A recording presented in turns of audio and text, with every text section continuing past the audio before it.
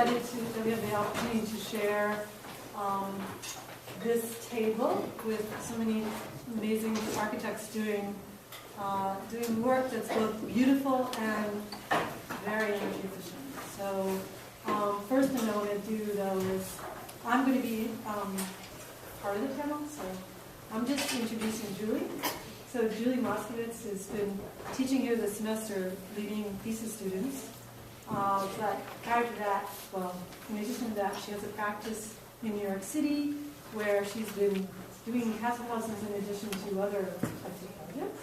Although now she tells me just passive house going forward. Well, I would like that.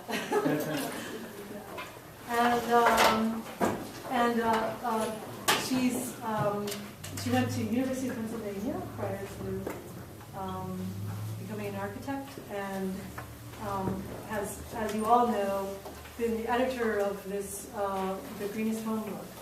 And just recently, she told me that she received an award from the Passive House Institute in Germany, and she'll be heading to Germany to receive that award in Aachen in April. So congratulations. I'm going to sit here. Is this working? I don't think so. I'm not even sure. Now it's working? Okay. Hello, everyone.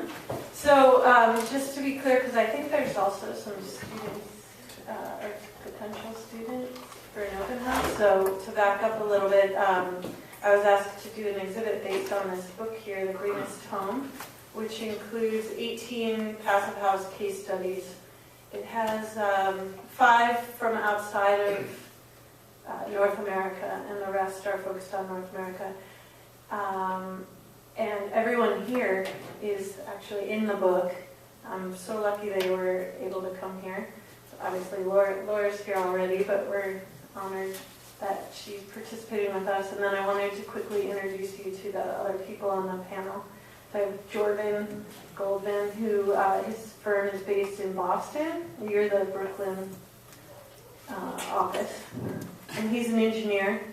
He worked with me on our project that's in this book called Tight House, as well as another project that's shown in the exhibit. If you look at the monitor, there's 2 projects that are shown on YouTube videos, and you see the sequencing of his building in Little Compton, Rhode Island. That is, it shows the construction of that project there. In 5 minutes, you can see the thing go up. Next, I have David White from Wright Environments, who teaches at Carson's, and he's an engineer too, working in Passive House. He is in 2 projects in the book. One is Our House by ARO and Della Valle Bernheimer, and he also worked with Bill Ryle. Bill Ryle is an architect based in New York City, Ryle Porter Sheridan Architects, and he has the first, it's the Orient Studio, which is an artist studio, first certified in Long Island. For sure that. Yeah. It's a low standard, yeah. So I'm pleased to have them here with me to sort of bring alive the book, and I thought we'd have an animated conversation. I'm borrowing this idea from Passive House conference that we attended in Pittsburgh. That was, I liked the name Hootenanny, is what it was a builder's Hootenanny, but this is going to be an architect and an engineer Hootenanny, where we're not going to have folk music and dancing, but we can celebrate with lively discussion. I prepared a few questions to start the conversation, and I'm hoping that you can join in as well. But to back up for those of you who don't know about Passive House, I'm going to have Jordan explain it. He was my building guru on my project and the reader for my book to just make sure whatever I was writing about was accurate. And then, I guess to take one more step back, writing the book, how it came about. Why did I write a book? It's my first book, and I didn't think doing design work that I'd necessarily write a book, but I found that I was commissioned to do a passive house. I didn't know what it was, and I saw it, education. I trained with Laura was leading the training in New York City. And then I at the time, this was 4 or 5 years ago, I sought out Jordan as an engineer to work with us on the project. And I realized there wasn't a lot, or there was misinformation in the media, and in general there wasn't a lot of information about Passive House. So as, I guess the way we work on design projects, I started to get into the research, and then I saw this could actually be a book, these 18 case studies. And through the process, it was great for me because I was able to, and I encourage you to write a book if there's something that you're looking into that's new or just starting out, and it's something that could affect your career and change your career.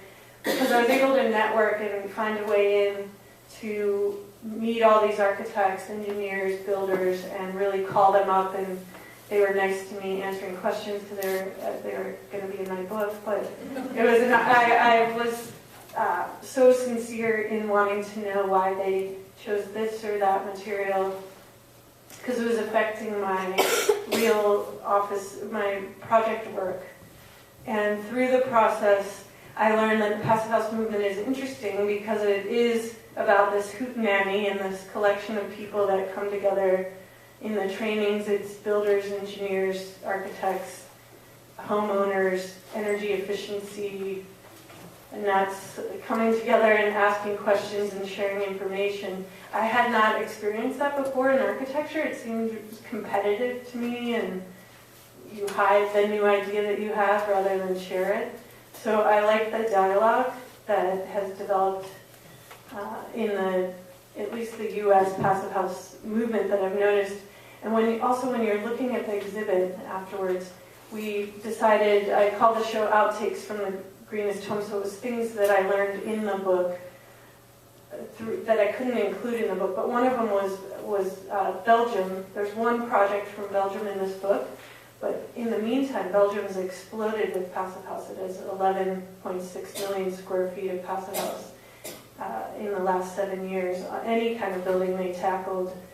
I think we can discuss why it happens through policy or how that's happened, but by next year, Brussels is mandating all new construction to be a Passive House. So I think that is something I want to talk about tonight with everyone. And because the way books work, and they take time, a lot of the panels have gone out, actually all of them except for me, I'm sort of in a nebulous world, but I've gone on to work on multiple Passive House projects since the book. And so I want them to share what's come out of since the project that was included in my book, what's happened to their practice and how it's transformed their own practice. So starting out though, I'll have Jordan, because he's good at it, give a quick description of Passive House. Do you want to use this or just shout? No. You're good. Yeah. Hi. How many of you have heard of Passive House before? Okay, so that's pretty good. That's a pretty good amount. Because John Okay. So Passive House, which is not to be really confused with sort of passive solar in the general terms. Passive House is an energy efficiency standard and certification program. To my knowledge, it's the most stringent one in the world. So it started in Germany in the early 90s, and within the last 8 or so years, it's come over to the U.S. But it's an energy certification program that's got very specific requirements for heating energy, total energy, and air tightness. So it prioritizes really high levels of insulation, really strong levels, really tight levels of sort of infiltration and air tightness, and just overall energy efficiency. And so unlike some other certification programs, it doesn't really lend itself to gaming the system. It's very cut and dry. You either hit these performance targets or you do not, and there's no sort of way to weasel around it. It focuses on sort of low-tech technologies like insulation, as opposed to high-tech systems, which often don't work as advertised. The result being that, through worldwide studies of constructed passive house, there's very good correlation between the predicted energy use and the actual energy use. Is that more or less covered? Sure. Okay. Any questions? All right. I'm going to open the question and point it to Bill, who came up with the question, but we were speaking earlier today, and he asked, he thought it would be interesting to talk about how does passive house affect architectural design when your priority is architecture design. I'm asking a question. I'm asking you how does your practice deal with design and passive house together?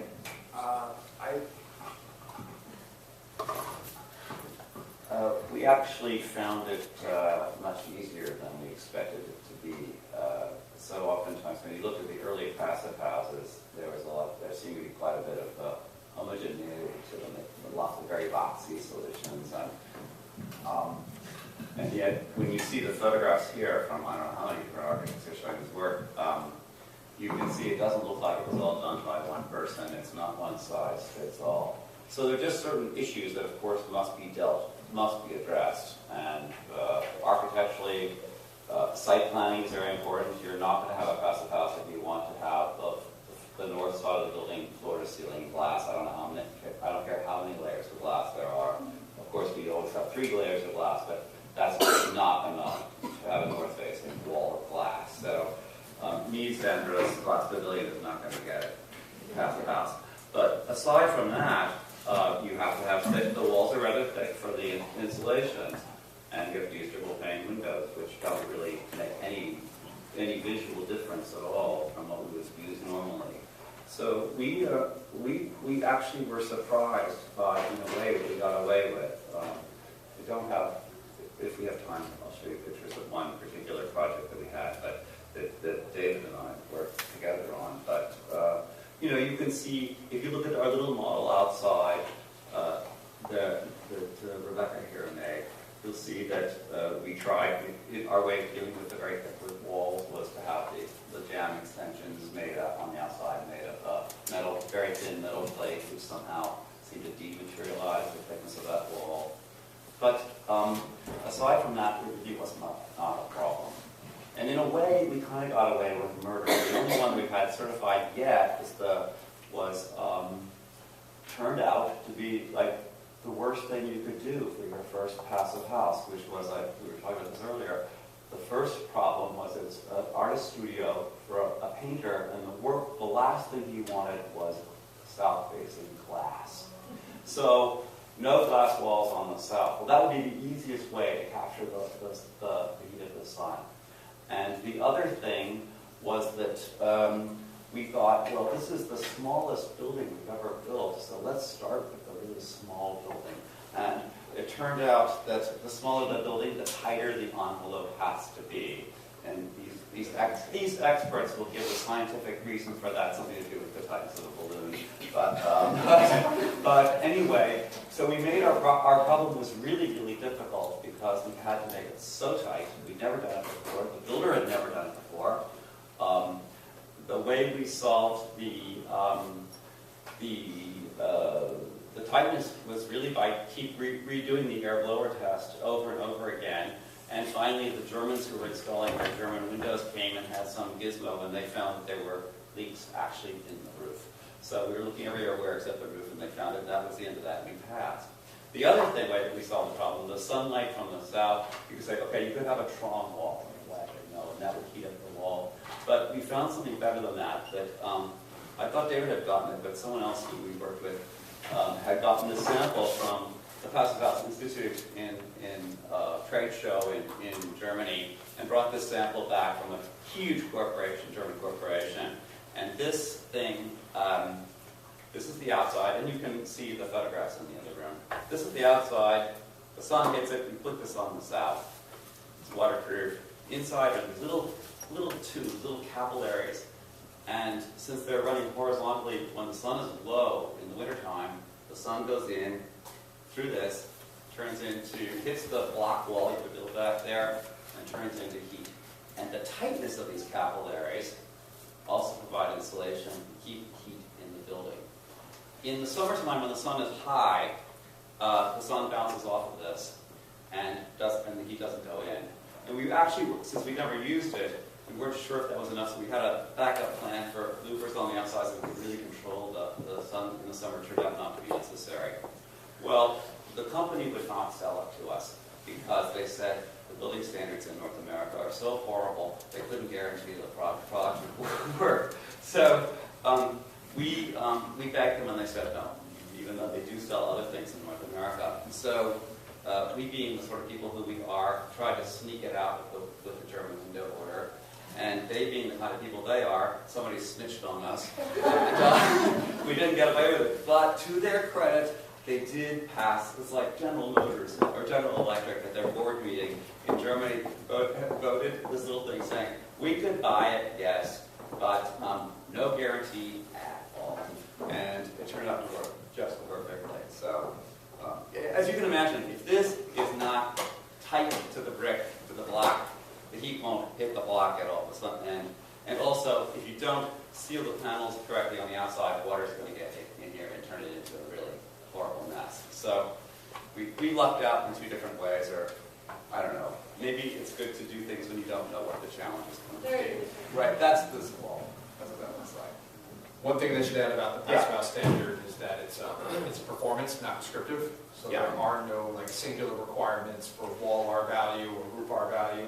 So with regards to like the intersection of sort of architecture and performance, it allows you the opportunity to come up with creative solutions to what would otherwise be passive house inefficiencies. Yeah, if you don't reach all the standards of the air infiltration and how many watts per square, whatever, foot or square meter, if you don't get that, you cannot put a bicycle rack in the basement to make up for it. You cannot do that. Sure. Where with LEED, you have all these different points. It's a big game. But if you have an inefficient form of the building, lots of surface area, you can thicken the walls Yes. and put extra R value and get away with it that way. So One it might not be a cost-effective solution, but it does allow you the design freedom to not necessarily make a perfect cube and yet still meet your energy. We are shocked by what we were able to get certified as Passive House. Actually, there's a plan that'll come up here in a second, which is what some architects like to do, where you're outside, you want to increase the surface area, have windows all around, and have cross ventilation. Well, of course, the easiest thing to do with Passive House is a box, but we kind of got getting away with murder when it comes up. And you'll see there's such a variety of projects here too. That was a guest house for plutocrats on Shelter Island. But I also think it's interesting, it's not limiting, which is important, as you're saying, but it's also, I think, there's something about the approach, the way of thinking about architecture that can also be inspiring. So this question of materials and quality, that plan doesn't look like a Passive House plan yet. This is for an artist residency for a foundation in Vermont. Sorry, go ahead. Yeah. Oh, I was just going to say that, this question of quality and focus on detail is really interesting in terms of how we can inspire a different kind of architecture. That is a perfect example. But for us too, I think it brings something back to a building, or it brings something to a building, which is an idea that we've thought a lot about, having to do with thick and thin walls. So, it gives you, we were working with space and manipulating space, but we're also being able to manipulate the quality of the space in terms of the heaviness or the lightness. And in the few projects that we've worked on, that's become actually an idea that we can pursue through the project. Maybe you could speak to, since the Greenest house was in this book, you have another project. Yeah. We have another project that we just are working on now in upstate New York, and in that project, which when I'll get here, when the site was pretty unique. It was a rock outcropping, so that was already bringing some ideas to the project, but we were really interested in, again, working with this notion of thick and thin. But in this case, in the other house, it was really through the detail and how we crafted the wall. But in this case, it was really more through how we compiled the compact space of the building, and then a series of exterior rooms. So we, and when we get to it, you'll see it, we created these, a pretty dense core, which is perfect for passive house, a really nice spherical envelope. But then we extended it with two outdoor spaces. And those outdoor spaces are both cantilevered off the building, so that thick, that thick and thin comes through. This you can really see the thick and thin old and new house.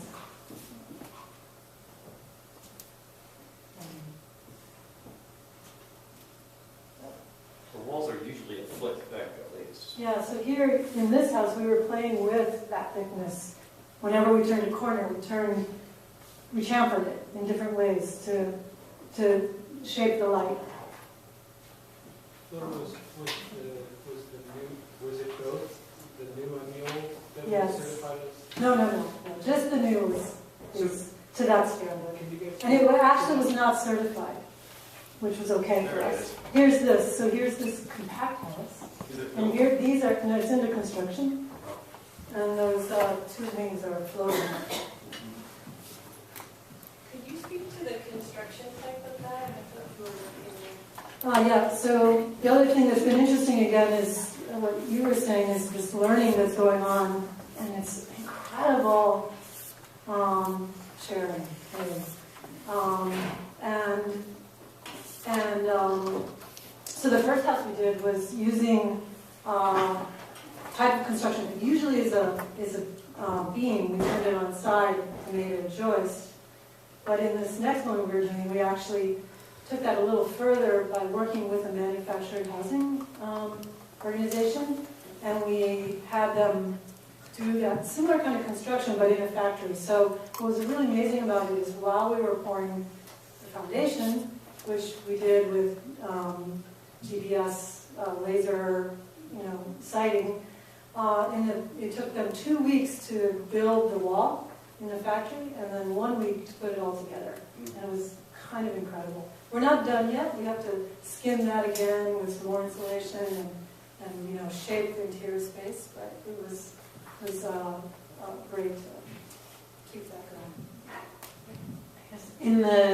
In the book, The Greenest Home, there's a couple of projects. One of them, unfortunately, Tim's not here today, but he constructed Passive House out of modular systems in a factory. The whole floor was built and then brought to the site.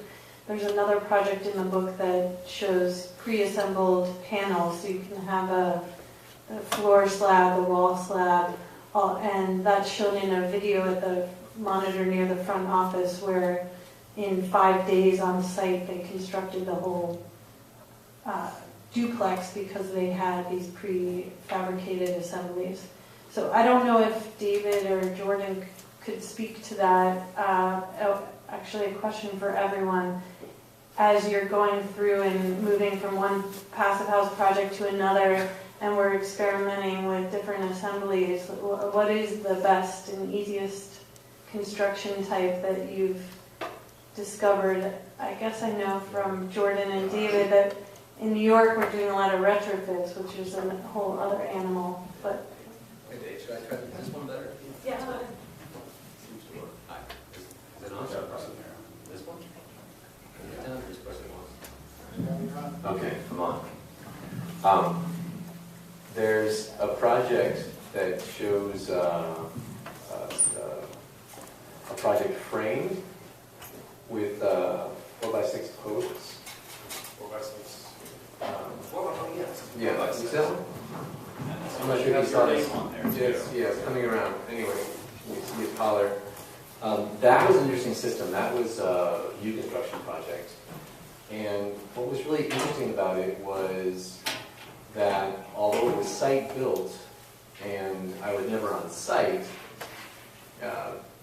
because it was as simple as it was, every single piece of wood in that frame was exactly as intended. Normally, when you use regular framing methods, like a 2x6 or a 2x4, the builder might throw a lot of extra wood into that wall depending on their preferences. They have double place for the sills, double place for the top usually. The corners could be 3 or 4 studs solid. The framing around the windows can be very thick. And so we designed a framing system remotely that was simple enough that it was very, very clear how it went together, and we ended up with very little wood in the wall, which is nice for cost effectiveness. It's nice not to chop down trees, and it's also nice because wood is more conductive than insulation, so we get a better performing wall out of it. When it comes around, I guess I'll point it out. Where did you put the insulation on that? Since I was wondering. It's on the outside. a cross glass, so there's a post every 8 feet, and there are 2x4s running every couple of feet horizontally on the insides and also on the outsides of the posts. The posts are about 5.5 inches long, so we did a 5.5-inch back in between the posts and then 1.5 inches back on either side. So we had like 8.5 inches of mineral wool. That was enough. That wasn't a passive house, by the way, but Could it have been? sure, it's made the insulation much bigger. Bigger, okay, that's why I asked that question. It's coming Yeah, out. I'm not sure where we are over from the road. Jordan, did So, Julie mentioned that you do some retrofit work in the city, but mostly it's new construction. You've done sort of modular prefab type stuff, we've done different methods of site-built stuff. More often than not, we're finding that the site-built stuff is much more cost-effective than doing anything modularly. There it is, that one. That's David's posted here. It's about half as much wood as a regular 2x6 wall. Generally, for our projects, we're finding that site constructing, stick framing the houses is the cheapest way to go. You have a little bit less quality assurance because it's not built in a factory. You don't have that sort of manufacturing process, and so some of that cost then gets shifted to us as the architect to do sort of construction administration, make sure that what we designed is what was built. That's stuff that we would want to do anyway. Since you have the mic, maybe you could describe your practice a little bit, how you set up your partnership.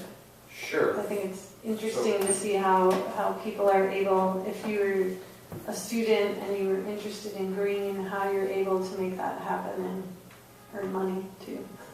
So who in this room is involved in the solar decathlon project?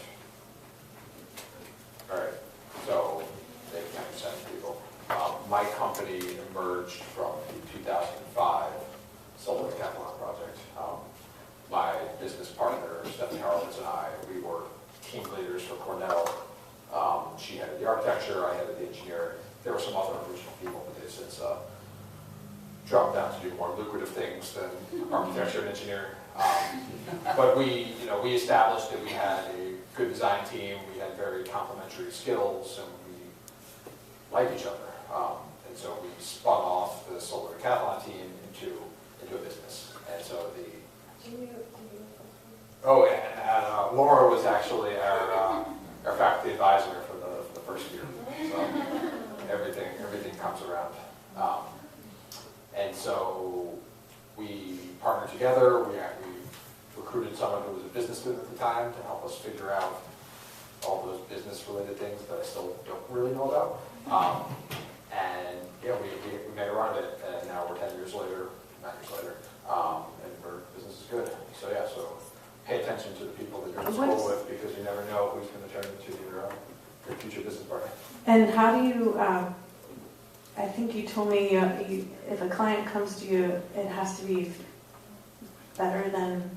Sure, so we have I talk to other architects, and everyone's often dismayed at how poorly they're able to sell the ideas of energy efficiency or passive house or net zero or something like that to their clients. They're pushing for it. The client either doesn't care enough about the environment or doesn't want to spend the money or we've done a pretty careful job to date at curating all of our marketing, designing our website to really drive the business that we want. And so we don't get... Your name too, Zero Energy Sure. Design. Our name is Zero Energy Design. So people don't really come to us wanting to build a sort of code compliant house. We don't have to sell them on the ideas of energy efficiency. But we've set sort of like, David and I and some of the folks we talk about like lines in the sand where, we're not willing to consider a project that doesn't meet our sort of levels of energy efficiency. We tell people that it's 50% better than code, but really it's a much foggier line than that. It depends on where the project is. But we're only working on projects that we feel sort of emotionally and philosophically good about. Can I follow up with one thing too? Because when they graduated and started to put together the practice, you guys were probably way ahead of most other architects working. And so... I'm amazed at the things that I thought I could do. Yeah, well, that's true too. They say that, experience or good judgment comes from bad judgment. No. Bad judgment comes from making mistakes. Exactly. But at the same time, that's true too. The Solar Decathlon project was certainly a very strong one. Like David and I were talking about this on the drive up.